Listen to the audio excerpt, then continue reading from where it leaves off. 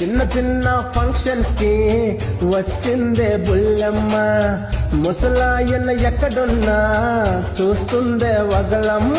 అరది రొక్క పూలను తెచ్చేసి గుచ్చిన పూలమాల వేసిందే, ఎంత మందిలో ఉన్న అందగాడికి ప్రేమ వల్ల విసిరిందే.